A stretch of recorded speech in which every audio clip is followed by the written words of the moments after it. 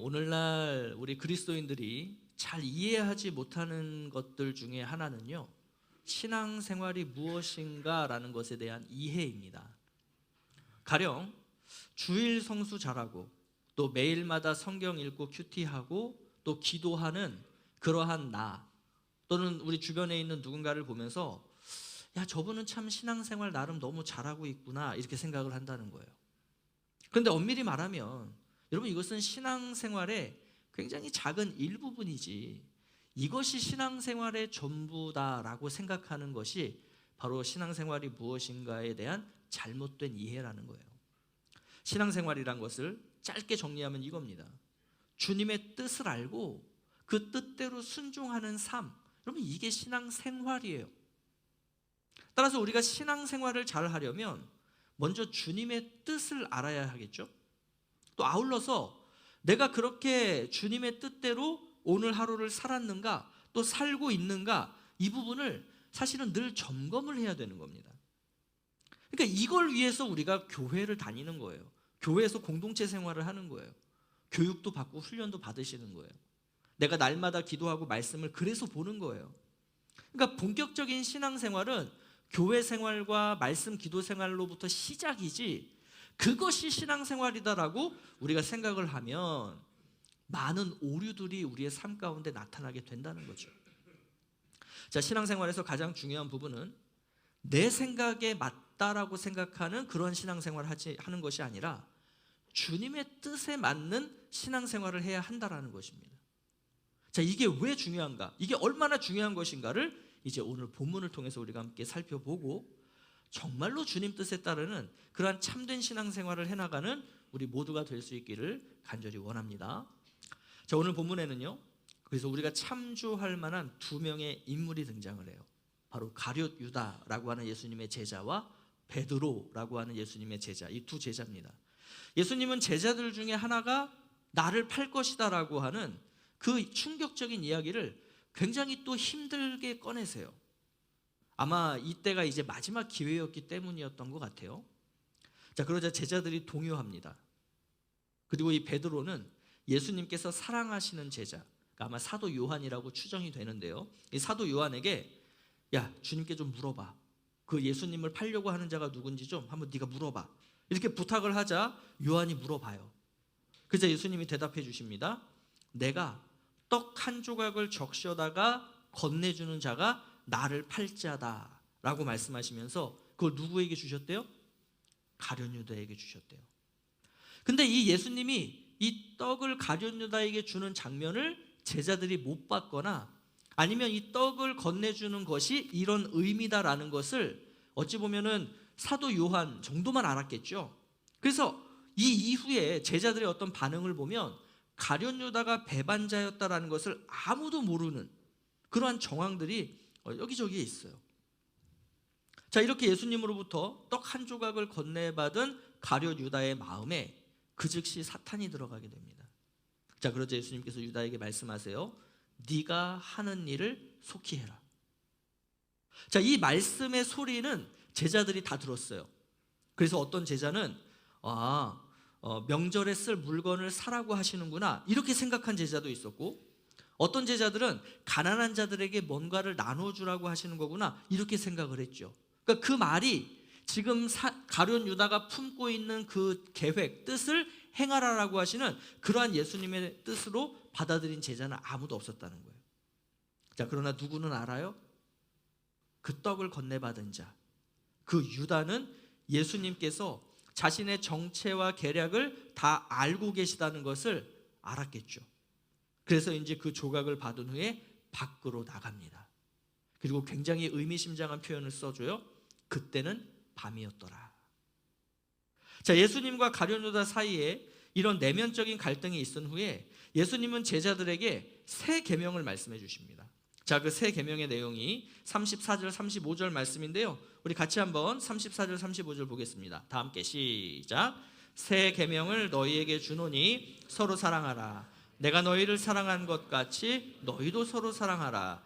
너희가 서로 사랑하면 이로써 모든 사람이 너희가 내 제자인 줄 알리라. 자, 예수님께서 계명이 뭐예요? 서로 사랑하는 것입니다. 그죠? 그러니까 이게 주님의 뜻이에요. 이 주님의 뜻을 알고 주님의 뜻대로 살아가는 게 제자의 삶이고 신앙생활이라고요.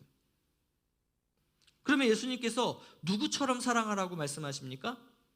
예수님께서 제자들을 사랑하셨던 것처럼. 우리 세족식이 기억나죠? 지난주에 예수님께서 제자들의 발을 씻기신 것처럼 너희도 나를 서로를 섬겨라. 내가 너희를 사랑한 것처럼 너희가 서로 사랑하라, 이거예요. 그러면서 누가 예수님의 제자냐라고 말씀하시냐면 서로 사랑하는 사람들이 예수님의 제자다. 다시 말해서 주님의 뜻대로 행하는 자들이 참된 신앙인이다라고 말씀하고 있는 거예요. 자, 이러한 세 계명의 이야기를 해주신 다음에 누구 이야기가 나오냐면 베드로 이야기가 나와요. 여러분, 이 구조가 굉장히 재밌습니다. 자, 왜 이 베드로가 등장하나를 좀 더 보죠. 자, 예수님께서 세 계명을 말씀해 주시면서 이런 말씀을 하세요. 너희는 내가 가는 곳에 올 수 없다.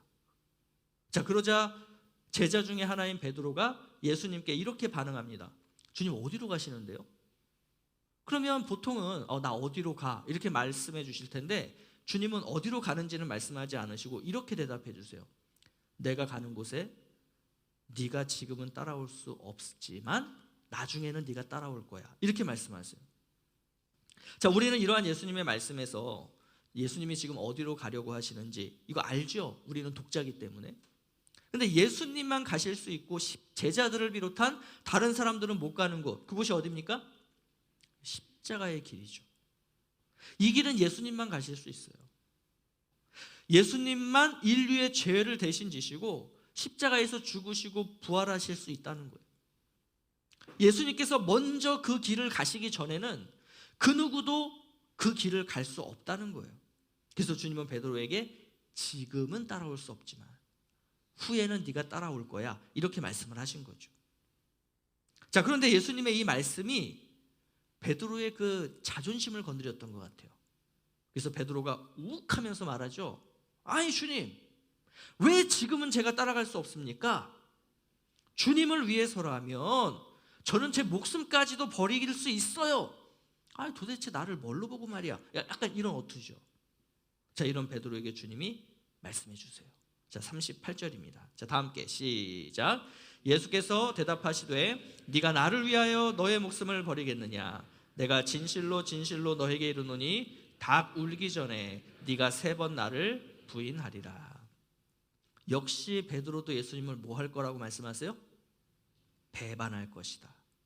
자, 이렇게 놓고 보니 지금 서로 사랑하라라고 하는 이 예수님의 뜻, 이 세 계명 앞뒤에 뭐 어떤 이야기들이 있는 거예요? 예수님을 배반하는 것에 대한 이야기가 있는 거예요. 여러분, 이게 어떤 의미겠어요? 가룟 유다도 그렇고 지금 베드로도 그렇고 예수님을 어떻게 하고 있어요? 바로 옆에서 열심으로 따르고 있어요. 그러니까 오늘날로 따지면 뭐냐면 매일 교회 가서 예배드리고 매일 성경 보고 매일 기도하고 그리고 주일 성수 철저히 했던 사람이 가룟 유다와 베드로라는 거예요. 그런데 이 두 사람은 지금 예수님의 뜻을 알고 따르는 자들이 아니었다라는 것입니다. 자, 그럼 신앙생활 잘하고 있는 거예요? 못하고 있는 거예요? 예수님 지금 옆에서 3년을 따르고 있잖아요. 그럼 신앙생활 잘하는 거 아니에요?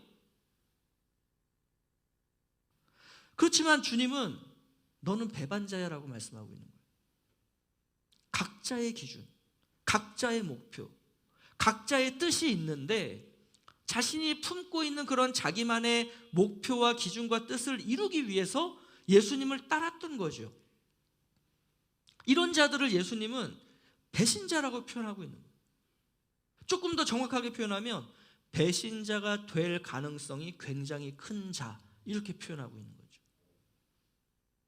여러분, 오늘날 교회에 나오고 또 스스로를 크리스천이라고 이야기하는 사람들 중에서 이렇게 가룟 유다나 베드로와 같이 자신의 뜻과 목적을 이루기 위해서 예수님을 따르는 사람들이 적지 않다는 거예요. 여러분, 왜 한국 교회의 기독교인 수가 줄어간다라고 보세요? 참된 신앙생활을 하지 않던 자들이 이제는 상황이 돼서 예수님을 떠났기 때문이에요. 그걸 가지고 우리가 너무 슬퍼할 게 아니라 나는 그럴 자가 아닌가를 우리는 끊임없이 바라보고 생각해 봐야 되는 것이죠. 근데 문제는 뭐냐? 나는 그럴 사람이 아니라는 거예요. 나는 절대 주님 곁을 떠나지 않을 거라는 거예요. 내가 배신자가 될 가능성이 크다는 걸 인정하지 않고 모르고 있다는 거죠. 심지어 나는 지금 제대로 예수님을 따르고 있다라고 생각해요. 왜요? 주일날 꼬박꼬박 교회 나오거든요. 성경 공부도 하고 있거든요. 구역 모임도 나가거든요. 기도도 하고 말씀도 보거든요. 근데 예수님은 뭐라고 그러세요? 너 참된 신앙생활 하고 있는 거 아니야. 너 나를 배반할 사람이야 라고 말씀하고 있어요. 자, 이러한 예수님의 말씀을 들을 때 이렇게 반응한다는 거예요. 어떤 사람은 가룟 유다처럼 슬그머니 자신이 있던 그 자리를 떠나간 거예요. 들킨 거죠, 자신의 속셈을. 또 어떤 이는 베드로처럼 절대 아니다 부인하는 거예요. 내가 왜 예수님을 부인합니까? 내가 왜 예수님을 떠납니까? 저는 그런 배반자가 아니에요. 이렇게 반응을 하는 거죠. 여러분, 그렇다면 내가 배반자 성격이 굉장히 강한지 아닌지, 내가 배반자인지 아닌지를 어떻게 점검해 볼 수 있겠어요? 이미 예수님이 답을 주셨어요. 뭐라고요? 서로 사랑하라. 이 주님의 뜻을 너희들이 얼마나 따르고 있는가, 얼마나 지키고 있는가. 너희가 서로 사랑하는 것으로 너희가 나를 따르는 참된 제자인가 아닌가가 증명된다는 거예요. 너희가 내 뜻대로 살아가는가가 너희가 참된 신앙생활을 하는지 아닌지, 배반자인지 아닌지를 걸러준다는 거예요. 그 자리를 슬그머니 떠난다고 배반자가 아닌 것이 아닙니다. 나는 배반자가 아니에요, 나는 절대 그러지 않을 거예요 라고 아무리 큰 소리로 떠들어봐야 배반자가 아닌 것이 아니라는 거예요. 그래서 우리는 먼저 나를 향하신 주님의 뜻, 또 우리를 향하신 주님의 뜻을 알아야 합니다. 그 주님의 뜻을 알지 못한다면 우리는 주님을 따르면서도 주님께 순종하고 있다라고 생각하면서도 주님이 보실 때는 그렇지 않을 수 있다는 거예요. 자, 그럼 우리 한번 가룟 유다의 경우를 조금 더 보죠. 가룟 유다가 예수님을 배반하는 과정을 오늘 본문에서는 좀 상세하게 설명을 하고 있어요. 예수님께서 빵 조각을 적시신 다음에 그걸 건넨 사람이 배반자인데 그 조각을 가룟 유다가 받게 돼요. 자, 이때 어떤 또 상황이 발생하느냐? 사탄이 그 유다 속에 들어갔다, 이렇게 표현을 하고 있습니다. 자, 이 표현은 가룟 유다는 전혀 그럴 생각이 없었고 너무나 순수하고 멀쩡하게 예수님을 따랐는데 그러한 유다의 의지와는 상관없이, 마음과는 상관없이 그 마귀가 들어가면서 그 유다의 생각과 마음을 막 180도 바꿔놨다. 여러분, 이런 의미가 절대 아니에요. 가룟 유다가 이미 품고 있었던 그 세속적이고 지극히 개인적인 어떤 기준이라던가 목표라던가 그 뜻을 사탄이 사용하기로 결정했다는 거예요. 다른 말로 표현하면 가룟 유다와 사탄이 편을 먹었다는 거예요. 자, 저명한 신학자인 톰 라이트라고 하는 분은 이 부분을 이렇게 표현을 했습니다. 사탄이란 단어는 히브리어로 고발자라는 뜻이다. 이 단어는 다른 사람을 기소, 고발하는 사람을 가리키는 법적 용어다.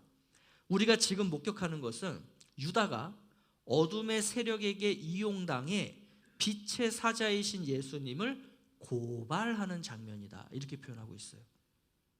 자, 가룟 유다는 그 어둠 속으로 밤중에 들어갔죠. 어디로 가요? 유대 지도자들을 찾아가죠. 찾아가서 뭐예요? 예수님을 고발하죠. 여러분, 이러한 이 가룟 유다의 삶을 뭐라고 표현하고 있는 거예요? 사탄이 그 속에 들어갔다라고 표현을 하고 있는 겁니다. 신앙생활 잘했잖아요. 예수님을 3년 동안 열심히 따랐잖아요. 근데 그 사람 속에 뭐가 들어가요? 사탄이 들어간다고요. 다시 말해서 가룟 유다는 예수님을 따랐던 것 같지만, 신앙생활을 잘한 것처럼 보이지만 자신의 속셈이 있었던 거예요. 우리가 나중에 좀 더 자세히 살펴볼 기회가 있겠지만요, 가룟 유다는 순수하게 예수님을 따랐던 사람이 아니었습니다. 그리고 사탄은 가룟 유다의 그 부분을 적극적으로 활용을 해서 예수님을 고발하도록 만들었다는 거예요. 이처럼 우리가 주님을 따른다라고 할 때 그 주님의 뜻이 무엇인지를 알지 못하고 따르면, 내 생각, 내 뜻대로 주님을 따르면 언제든지 우리는 사탄에게 이용당할 수 있다라고 하는 이 경계심을 가져야 한다는 겁니다. 그렇지 않으면 내가 하는 일들이 주님을 위한 일이야 라고 확신을 하게 되고, 그러한 사람들이 벌이게 되는 일들은 엄청난 재앙으로 자기 자신뿐만 아니라 공동체, 그리고 주위 사람들에게 엄청난 악영향을 미치게 된다는 거예요. 자, 그런데 가룟 유다의 이런 속셈과는 달리 예수님께서는 거듭해서 이 가룟 유다에게 돌이킬 수 있는 기회, 다시 말해서 회개할 수 있는 기회를 주셨다는 거예요. 여러분, 6장에서 예수님은 2번이나 나를 팔 자가 있을 거야 라고 경고하셨어요. 자, 12장에서는 유다가 공금 횡령을 하고 있는 것을 아시면서도 그것을 드러내지 않으시고 유다가 돌이킬 수 있는 시간을 주셨어요. 또 우리가 지난주에 살펴봤던 세족식에서도 모든 제자들이 다 깨끗하지 않아 너희들 중에 하나가 나를 팔 거야 라고 말씀하시면서 유다에게 기회를 주셨죠. 그러니까 유다의 발도 예수님은 씻어주셨다는 거예요. 자, 그런데 가룟 유다는 어떻게 합니까? 30절. 자, 다 함께 시작. 유다가 그 조각을 받고 곧 나가니 밤이러라. 예수님 곁을 떠났어요. 그 어두운 악이 유다 안으로 들어간 것처럼 유다도 어디로 가요? 그 어둠을 의미하는 밤 속으로 들어간 거예요. 주님을 따르지 않고 사탄을 따르기로 결정한 거예요. 주님의 뜻을 따르지 않고 내 뜻, 내 정욕, 내 욕망, 내 욕심, 나의 성공을 위한 삶을 살겠다라고 결정한 거예요. 이제 돌이킬 수 없게 되었어요. 그게 밤이었더라라는 표현이에요. 그리고 이러한 유다의 말로가 어떠한지 우리는 잘 알고 있죠. 자신의 뜻대로, 계획대로, 목표대로 되지 않지 어떻게 합니까? 스스로 목숨을 끊게 되잖아요. 주님은 오늘도 주님의 제자들에게, 그리고 교회에게 이렇게 말씀하고 계세요. 요한계시록 3장 20절입니다. 다 함께 시작. 볼지어다 내가 문 밖에 서서 두드리노니 누구든지 내 음성을 듣고 문을 열면 내가 그에게로 들어가 그와 더불어 먹고 그는 나와 더불어 먹으리라. 아멘.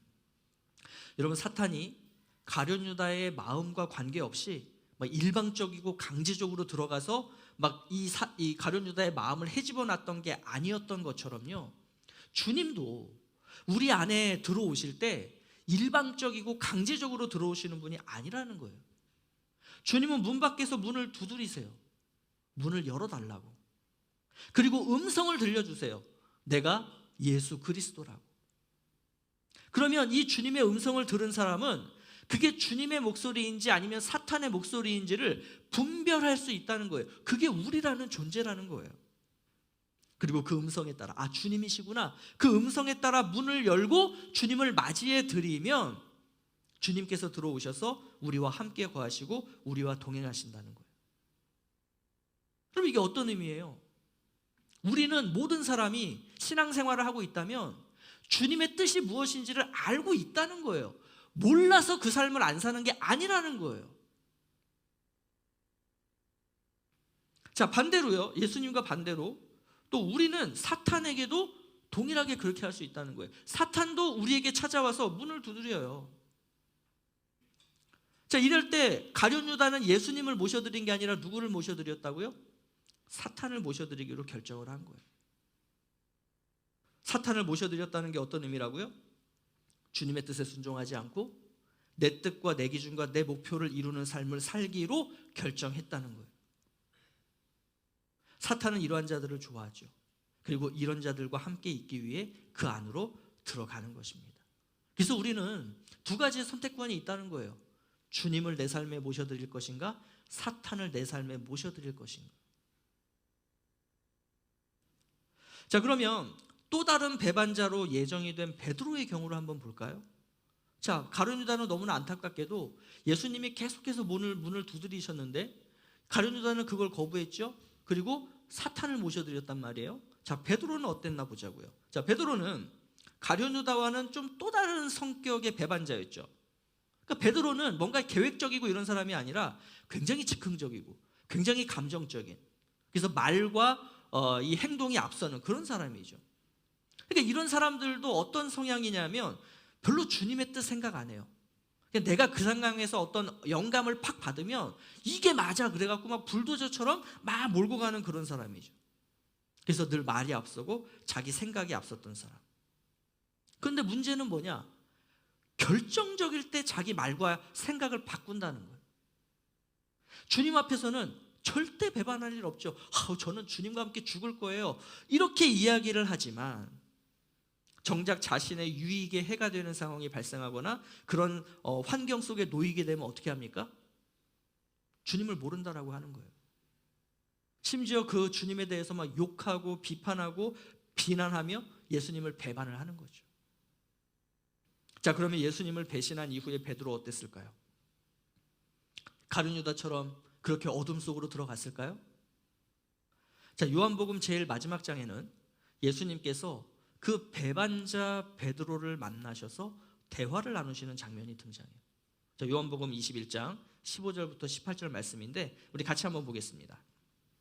자, 다 함께 시작.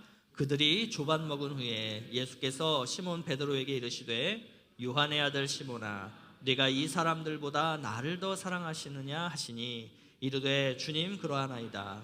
내가 주님을 사랑하는 줄 주님께서 아시나이다. 이르시되 내 어린 양을 먹이라 하시고 또 두 번째 이르시되 요한의 아들 시몬아, 네가 나를 사랑하느냐 하시니 이르되 주님 그러하나이다. 내가 주님을 사랑하는 줄 주님께서 아시나이다. 이르시되 내 양을 치라 하시고 세 번째 이르시되 요한의 아들 시몬아, 네가 나를 사랑하느냐 하시니 주께서 세 번째 내가 나를 사랑하느냐 하심으로 베드로가 근심하여 이르되 주님 모든 것을 아시오매 내가 주님을 사랑하는 줄을 주님께서 아시나이다.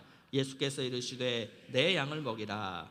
내가 진실로 진실로 내게 이르노니 네가 젊어서는 스스로 띠뛰고 원하는 곳으로 다녔거니와 늙어서는 내 팔을 벌리리니 남이 내게 띠띠우고 원하지 아니하는 곳으로 데려가리라. 아멘. 예수님께서 베드로에게도 어떻게 하세요? 세 번이나 똑같은 질문을 하시면서 문을 두드리시는 거예요. 베드로야 나다. 베드로야 나다. 베드로야 나다. 이렇게 예수님의 음성을 들려주시죠. 그러면 이때 베드로는 가룟 유다와 달리 어떻게 합니까? 근심해요. 아마 가룟 유다도 똑같이 근심했을 거예요. 근데 가룟 유다는 그 근심하는 마음을 가지고 밤속으로 들어갔다면 베드로는 어떻게 해요? 주님을 떠나지 않고 주님께 고백합니다. 주님, 모든 것 다 주님이 아십니다. 지난번 요한복음 13장에서 제가 했던 그 대답과 지금의 이 대답이 내용적으로는 똑같지만 그 내용이 다르다는 거 주님 아시잖아요. 그때는 제가 생각만 앞섰고 말만 앞섰고 그래서 그렇게 주님을 따르며 주님과 함께 죽겠다라고 했지만 결국 저는 배반했어요. 그런데 오늘 제가 하는 이 대답, 제가 주님을 사랑합니다라고 하는 이 대답은 진짜라는 걸 주님도 아십니다라는 것이죠. 그러자 그럼 베드로에게 주님이 뭐라고 말씀해 주세요? 맞아, 인정해 주세요. 맞아. 네가 젊어서는 스스로 띠뛰고 원하는 곳으로 다녔지. 주님 뜻보다는 자신의 생각과 뜻대로 말하고 생각하고 그렇게 살아갔지. 그렇지만 앞으로 어떻게 될 거라고 말씀하세요? 너의 팔을 벌리리니 남이 너에게 띠띠우고 원하지 아니하는 곳으로 데려갈 거야. 이렇게 말씀해 주세요. 여러분, 이것은 베드로가 앞으로 주님 뜻대로 다른 사람들을 사랑하는 삶을 살다가 예수님처럼 십자가에서 죽을 것임을 예언적으로 해주신 말씀이죠. 오늘 본문인 13장에서는 주님이 가신 그 길을 따라가겠다라고 했지만 따라가지 못했던 배신자였어요. 그러나 주님께서 문을 두드리시고 그 음성을 들려주셨을 때 문을 열고 주님을 맞이함으로써 회개했던 베드로는 이제 자신의 뜻과 생각이 아니라 이제는 주님의 뜻대로 세상에 사랑을 베풀며 주님 가신 십자가의 길, 그 순교자의 길을 기꺼이 갈 수 있게 되었다는 거예요.